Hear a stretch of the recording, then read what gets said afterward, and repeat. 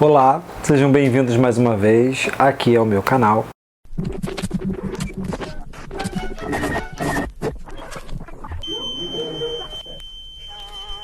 Hoje eu preparei um daqueles vídeos lista para dar algumas indicações de leitura de um gênero que eu sou completamente apaixonado. Quem me acompanha aqui no canal há bastante tempo sabe que eu sou apaixonado por um determinado tipo de recorte da literatura que seria o que a gente pode chamar de literatura marítima. Literatura que se passa no mar. Clássicos da literatura em que em algum momento, ou em grande parte, ou talvez toda a extensão do livro se passe num navio ou se passe no meio do mar.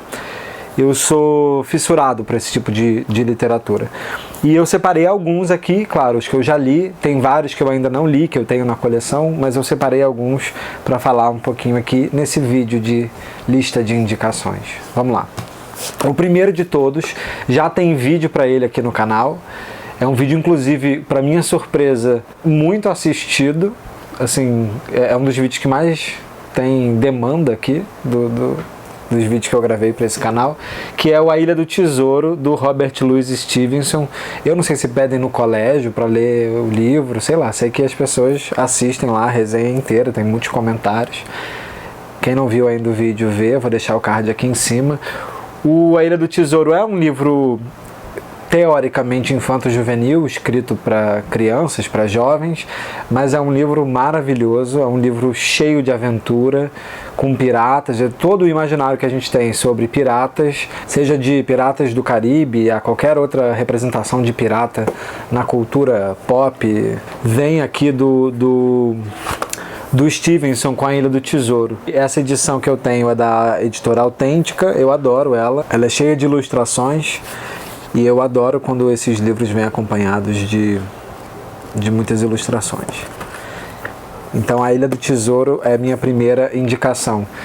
Não se passa inteiro no mar, mas tem um monte de aventuras em navios e, claro, na Ilha do Tesouro, obviamente.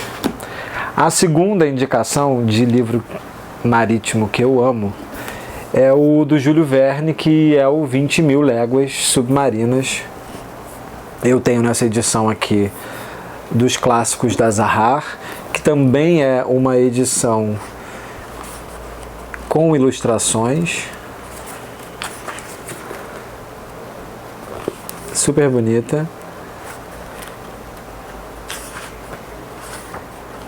E desde pequeno que eu sou apaixonado pela ideia de existir um livro que se passa todo dentro de um submarino.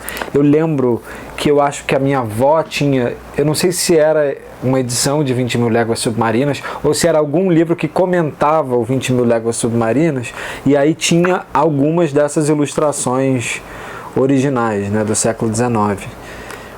E eu me lembro que eu ficava vendo essas imagens que tem polvos e náutilos e peixe-espadas, aquelas criaturas subaquáticas assim interagindo com os personagens, e eu lembro que eu ficava muito fascinado. Eu até hoje tenho um fascínio também muito grande pelo fundo do mar e ao mesmo tempo um medo terrível.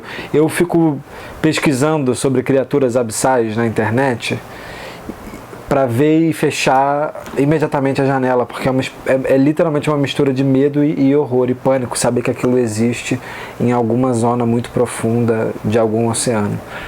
Algo que talvez mexa com, sei lá, o que eu guardo nos meus recantos mais secretos. E aquilo ali me deixa enlouquecido.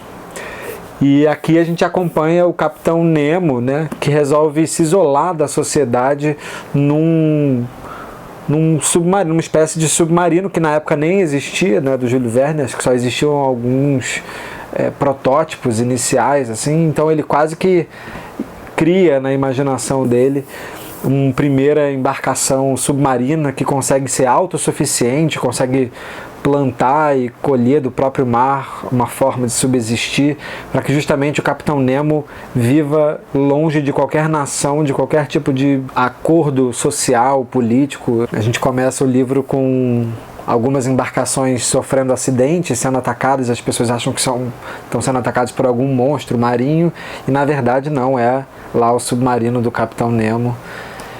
E os nossos protagonistas vão parar dentro desse submarino e viver enormes aventuras. É muito bom, maravilhoso. Júlio Verne. Aqui no canal não tem vídeo pro 20 Mil Léguas Submarinas, mas a gente já fez uma leitura coletiva no Clube do Livro e tem live gravada sobre o 20 Mil Léguas Submarinas um tempão atrás, mas vou deixar linkado aqui também, caso alguém queira assistir. Outro livro que talvez seja um dos meus favoritos, esse aqui ele tá assim, pau a pau para chegar no primeiro lugar, eu acho. É um dos grandes favoritos. É o romance do Poe, chamado A Narrativa de Arthur Gordon Pym. Eu tenho na edição da Kozak Naif, que saía pela Kozak Naif. Eu acho que hoje em dia ele ainda não foi reeditado, infelizmente, mas eu acho que tem alguma edição sim, você deve encontrar em sebos, obviamente, na estante virtual, mas tem uma edição, acho que da LPM Pocket, do Narrativa de Arthur Gordon Pym. E espero que alguma editora também lance ele em breve, relance, né? Esse é o único romance que o Poe escreveu e ele é um romance náutico. Foi publicado em 1838 e ele é cheio daquelas situações de horror que a gente está acostumado a ver em cada um dos contos do Poe. Ele consegue amarrar tudo num romance.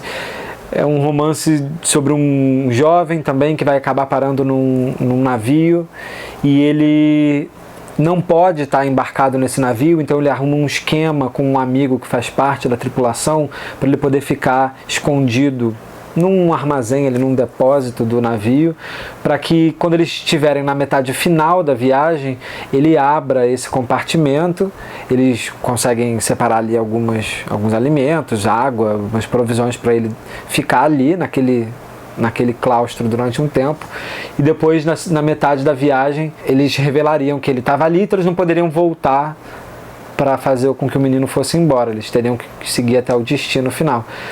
Só que aí o que acontece é que ele fica lá esperando o amigo um dia abrir a porta.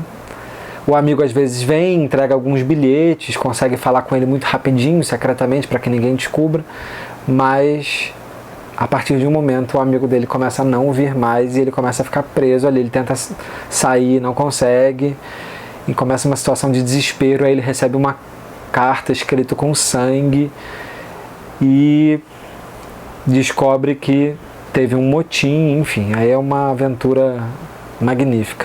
E o final dessa narrativa é um dos finais mais absurdos, metafísicos.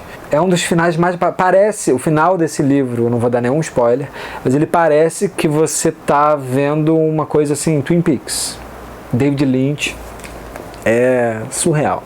É maravilhoso. Um dos meus livros favoritos, A Narrativa de Arthur Gordon Pym, do Edgar Allan Poe. Outro grande autor de romances que se passam no mar é o Conrad, o Joseph Conrad, e eu separei aqui uma novela do Conrad que é também uma das minhas favoritas, que é O Passageiro Secreto. Eu também tenho numa edição da Kozak Naif, que era toda cheia de guerigueri, mas que é uma edição que vem guardada numa caixa, aí tu abre, e aí em cada página, entre as páginas da novela, você tem uma ilustração entre as páginas são coladas, e no meio tem escondida assim, entre as páginas, uma ilustração. Tudo isso porque o Passageiro Secreto é uma novela em que também se passa toda no mar, e o protagonista ele descobre um náufrago e resolve botá-lo para dentro do seu navio. Esse cara que estava quase morrendo, só que ele não pode revelar para os tripulantes da sua embarcação que aquele cara está ali escondido. Essa novela inteira ela tem esse jogo entre que é o que está claro e o que está escondido, entre o que está revelado e o que está oculto. Tem um jogo de duplos. Esse cara que ele coloca ali embaixo, guardado, escondido secretamente, ele é ao mesmo tempo meio perigoso, mas eles acabam criando uma cumplicidade misteriosa. É um personagem muito misterioso e a escrita do Conrad é uma escrita sempre muito, muito misteriosa. Então eu amo todas essas narrativas marítimas do Conrad porque elas são escritas assim como o Coração das Trevas, né? São escritas de uma forma muito nebulosa, sombria, assim. É quase um livro de terror no mar, mas o terror é todo meio psicológico. Você em algum momento começa a duvidar da existência desse cara que foi colocado na escotilha. Se ele não é uma criação, uma alucinação, porque era muito comum as pessoas embarcadas no mar durante meses, anos, enlouquecerem também. Então é um livro sobre duplos, né? Muito interessante no mar. Bom, não tem como falar de literatura marítima também e não falar do clássico A Odisseia, do Homero. Não é um livro que se passa integralmente no mar, mas tem episódios de aventuras marítimas dos mais famosos da história da literatura, né? Justamente por ser talvez um dos primeiros grandes épicos literários que nós temos. Ele se passa todo no contexto do regresso do Odisseu, do Ulisses, para casa, né? Para Ítaca depois da Guerra de Troia. Então esse trajeto é feito todo ali no mar. E aí você tem, desde o episódio famosíssimo das sereias, né, em que o Odisseu pede para ser amarrado no mastro, pede para que todos os seus companheiros de embarcação coloquem cera de abelha nos ouvidos para não escutarem o canto das sereias e se tacarem no mar. Ele pede para ser amarrado num mastro para poder ouvir e não querer se tacar. Tem os monstros marinhos que eles acabam encontrando quando passam por uma fenda, né, que é a Scylla e Caríbide. Tem milhares de aventuras no mar, naufrágios, enfim. Então também é, claro, um grande exemplar de clássico da literatura marítima. A Odisseia, maravilhoso. Outro grande clássico que também dá pra gente colocar, estou forçando um pouco uma barra, mas que a gente poderia colocar aí nessa seara das indicações de literatura marítima é do Shakespeare, A Tempestade. É considerada por muitas pessoas talvez a última peça escrita pelo Shakespeare. Tenho aqui no volumão do Teatro Completo, vou deixar uma capinha da Tempestade aqui do lado. A Tempestade começa com um naufrágio e ela se passa toda numa ilha, que é a ilha onde mora o Próspero, junto com a sua filha, Miranda.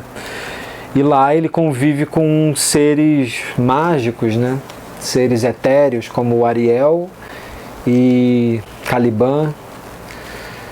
E ele, além de outros seres, criaturas sobrenaturais. Só que toda a peça se passa num contexto de uma relação com o mar muito forte.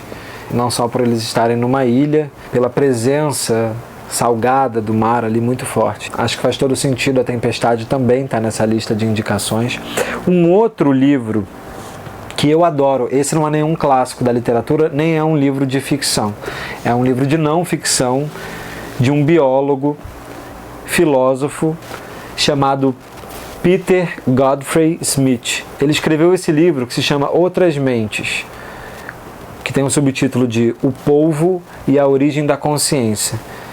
Eu, como sou muito fascinado por essa literatura marítima, eu li esse livro, assim, eu devorei esse livro e eu achei esse livro fantástico. Fantástico.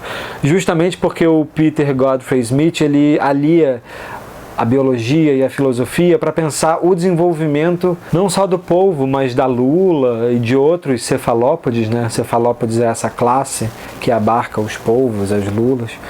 E ele vai analisando a evolução dos polvos e do tipo de mente dos polvos, que está muito atrelada a uma evolução física também. Então, de certa forma, tem uma ligação física, neuronal, nos polvos que é muito intrigante. Os polvos são inteligentíssimos, mas tem um tipo de inteligência muito divergente da inteligência humana. E parte também desse livro aqui é um pouco a defesa do Peter Godfrey Smith de que há outros tipos de inteligência e que a gente só avalia a nossa como a mais importante ou a mais desenvolvida, e ele vai desfazendo um pouco esse mito aqui a partir da vida, dos hábitos e da análise de diversos polvos, tanto na vida natural quanto em laboratórios, enfim. É uma coisa muito interessante. Eu acho esse livro fantástico. Não é um livro de ficção, mas é um livro sobre vida marinha que eu acho assim estupendo. Bom, e não tem como terminar essa lista de literatura do mar sem falar dele, claro, o maior, o mais maravilhoso, o maior livro sobre literatura marítima e, na minha opinião, o meu livro favorito, ou um dos livros favoritos da minha vida inteira, ele, Moby Dick, do Melville, Herman Melville, que eu tenho nessa edição linda, que eu não me desfaço nem por um cacete, que é da extinta Kozak Naif. E o Melville escreveu muito sobre a vida no mar. Você tem desde Jaqueta Branca, você tem os primeiros livros do Melville, que também são aventuras no mar, Taipi, Omu, o Jaqueta Branca. Mas o maior de todos, sem comparação, é o Moby Dick. Não só porque ele é maior na sua extensão, e isso faz parte, né, da experiência do livro, Moby Dick ou A Baleia, porque o livro é um enorme tratado sobre esse tema, a baleia. Ele disseca a baleia em todos os aspectos possíveis, religiosos, históricos, filosóficos, biológicos, científicos, físico e metafísico. A baleia como item material, como objeto de compra e venda no século XIX, como... Enfim, e além disso, é um excelente livro de aventura no mar. Então, ele é um livro, para mim, absurdo, absoluto. E ele muda a forma, ele é um livro extremamente moderno, escrito na metade do século XIX, é um livro absurdamente moderno, porque tem experimentação de linguagem. Ele escreve como narrativa, daqui a pouco vira livro de ciência, daqui a pouco vira peça de teatro, daqui a pouco é um tratado sobre arte, daqui a pouco é um livro sobre história, daqui a pouco é um livro de suspense, de horror, de perseguição. Então ele é muito maior do que a perseguição do Capitão Ahab para poder chegar até o cachalote branco Moby Dick. E se você quiser ler ele também somente como um livro de aventura, está lá. Só que intercalado a isso você tem muita gordura de baleia, muita história da baleia. Muita gente acha um pouco chato e eu acho só fascinante. Como ele constrói cada personagem. É uma releitura do Shakespeare também, né? É um Hamlet no navio. O navio, para o Melville, é uma espécie de teatro, é como se fosse um teatro elizabetano, e é um microcosmo, é um recorte da sociedade ali no meio do oceano. Eu acho que por isso que talvez isso me interesse muito, a literatura marítima. Ela se parece muito com o teatro. É uma espécie de pegar um pedacinho da sociedade, uma fatia de vida, e aquilo ali fica destacado do mundo. E você vê como aquelas pessoas se comportam ali juntas, o que elas fazem umas contra as outras, quem fica junto de quem briga com quem. E o Melville também tem novelas, também muitas outras novelas que se passam no mar. Tem Billy Budd, elas saem separadinhas por aquela coleção da arte da novela, que eu acho que é da editora Grua. Eu tenho uma edição antiguinha, Mas tem o conto Benito Sereno também, que é também maravilhoso, sobre um motim num navio negreiro, que os negros acabam se rebelando ali de um navio em que eles estavam sendo sequestrados na condição de escravizados, e eles fazem um motim e eles tomam o navio de assalto. E é um livro eletrizante, um livro maravilhoso, mas o Moby Dick é imbatível. O Moby Dick é o livro da minha vida. Também não tem um vídeo específico para ele aqui no canal, mas tem uma live em que eu também me detenho longamente sobre o Moby Dick. Também é muito antiga, eu vou deixar aqui, vai saber Deus o que eu falei nessas lives, mas são livros que eu gosto muito. Bom, fica aqui a indicação, a listinha de alguns livros clássicos que se passam em aventuras no mar, um gênero que eu particularmente acho fascinante. Estou sempre atrás desses livros. A gente fica por aqui e em breve a gente volta com mais vídeos aqui no canal. Um beijo para todo mundo. Tchau, tchau.